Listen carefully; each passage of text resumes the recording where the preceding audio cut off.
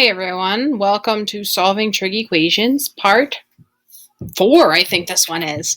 So we're going to start with these two and then we'll go back to the one that was just at the top of the page that I moved out of the way there. Okay, we're going to start with this one. Now this one, it's kind of like the one we ended with on the video previous. We have something inside here that is not what we're actually, is not just a theta or just an x. So I'm actually going to do the same thing I did before. I'm going to let this be true. And this is the thing I'm going to actually solve for.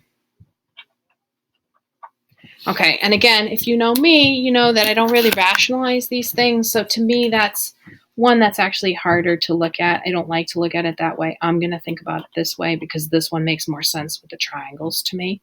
So I'm thinking about it this way. So now what I'm going to do is I'm going to go to my triangles. And again, I have them drawn out so that, this is the 4th video that I've done. And so, I'm getting tired. It's easy to make a mistake. But now I know I need the adjacent side to be the 1 and the opposite. So the adjacent side, opposite, see, I'm already screwing it up. The opposite is the 1 and the adjacent side is the √3, so it has to be this, right? So it's our pi over 6. So we know that u is equal to pi over, well, no, we don't know that, right? We know that the reference angle is pi over 6. Now, how am I going to figure out what the angle actually is I'm going to put it in the correct place. Now, I know I want it where tangent is negative. So that means not this quadrant, but this quadrant. So if I put pi over 6 here, we know that that one is actually 5 pi over 6. And the next place that we can find negative for tangent will be here. So that one's going to be 11 pi over 6. So these are the two angles that u is equal to.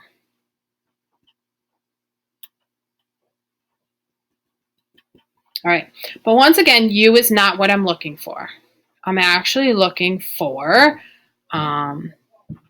theta, okay? So if this is what u is equal to, well, theta plus 3 pi over 4, I'm just using my transitive property, has to be equal to 5 pi over 6.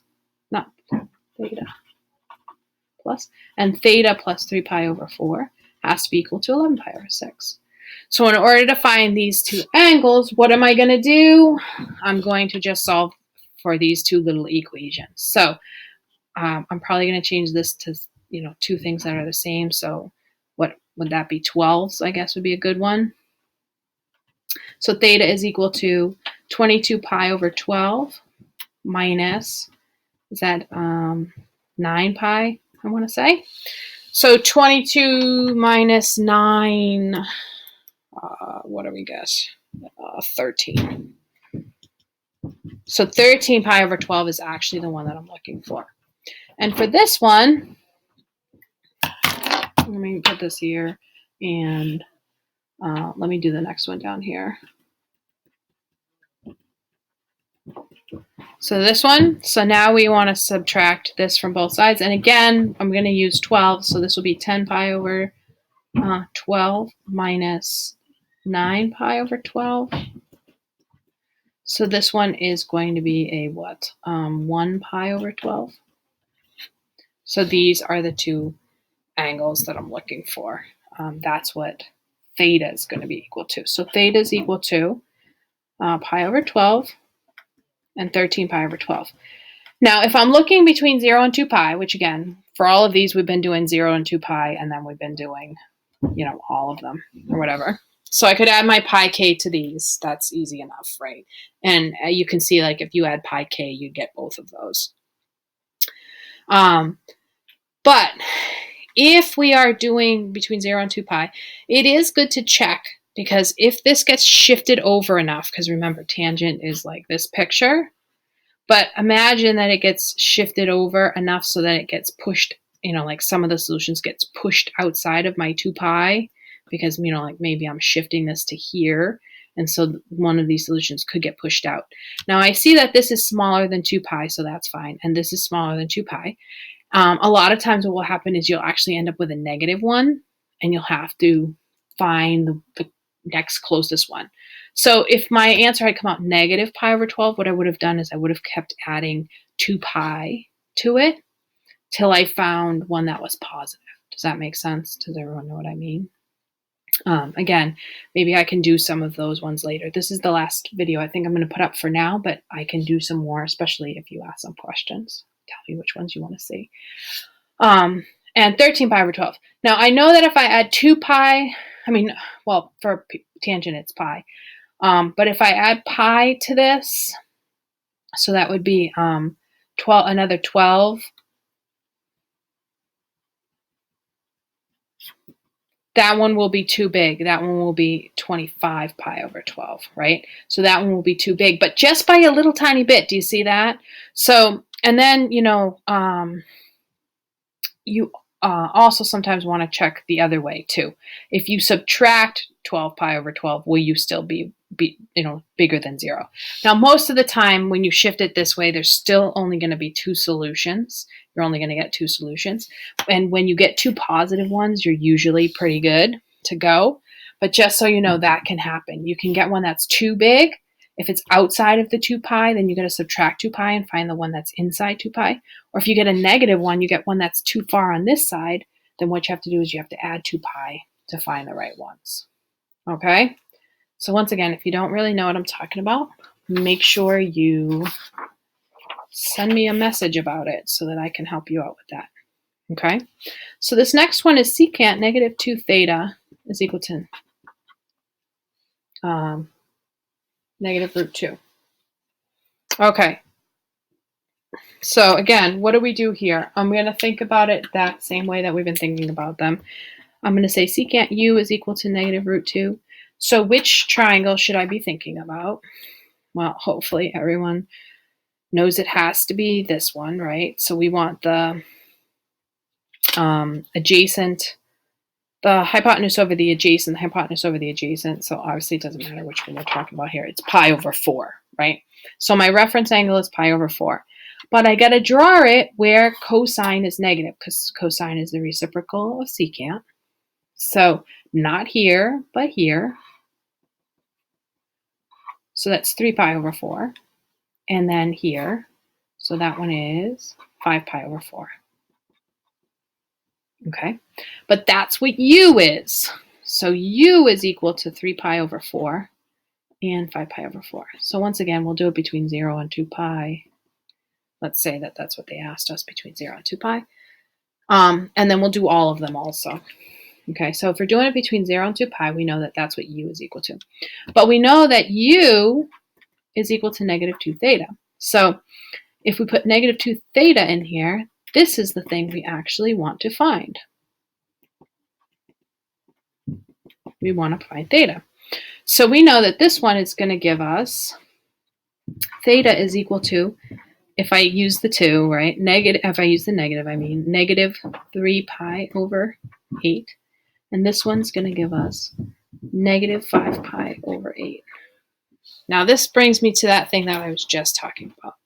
We can clearly see these are not between 0 and 2 pi. Okay? So what do I do about that? Well, for this one, this is the one where I have to go back because we can see that this has a period change. Okay, so sometimes I figure this out first. It's like the first thing that I do. So the period for secant is usually 2 pi, but this is going to have a horizontal compressed by a factor of 1/2, which means we're going to cut that period in half. So my period is actually going to be 2 pi divided by 2, which is just pi. So to get to the angles that I'm talking about here, ones that are going to be useful to me, what I'm going to do is I'm going to keep adding pi, which I'm going to write as 8 pi over 8, and I'm choosing that because these are in 8s. Okay, so I'm going to add 8 pi over 8. And the first one is going to be, what is that, a 5 pi over 8? Now that's a good one. I want that one. That's between 0 and 2 pi.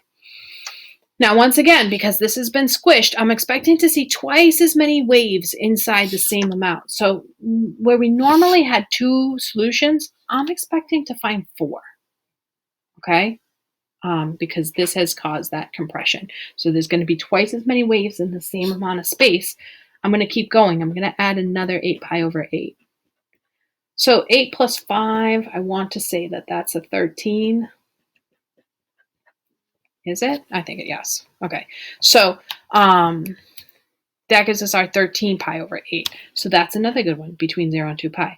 Now, hopefully you know well, I shouldn't do that, right? I shouldn't put them equal like that. That's awful. That's awful form. But I'm going to cross these out because that's terrible to do, because those are not all equal things, so they should not be all equal. I think I did it in the last video, and I just realized what I did there. I usually do them downways, but it's hard to do it downways on these videos, so that was terrible. I just caught it now, though. So if you watch the other videos, I hope that you noticed that that was terrible, terrible form. Okay, 8 and 13 is 21 pi over 8, which is too big, right? So it's just this one and this one. All right, now I'm going to do the same thing here. I'm going to do my 5 pi over 8 plus 8 pi over 8. And that one is going to give me a 3 pi over 8. And of course, so hopefully you noticed if I had just dropped the negative here, I could have done it that way. But you don't want to drop the negative if it's, because you can have, like if there was a plus pi over 7 or something, it would make a difference in the answer. So I didn't drop it. But if you had, you would have ended up with the same thing.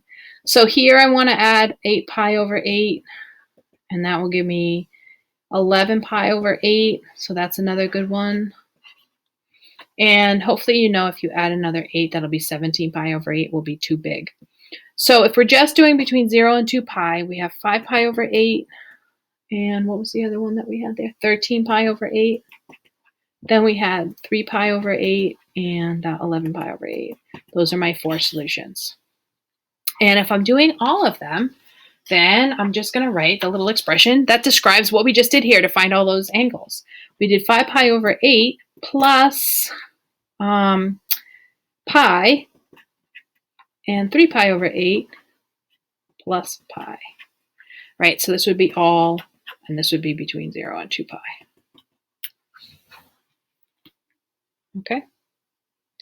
Now there's one more that I want to do this video, and then we'll wrap up our video series here, like I said, until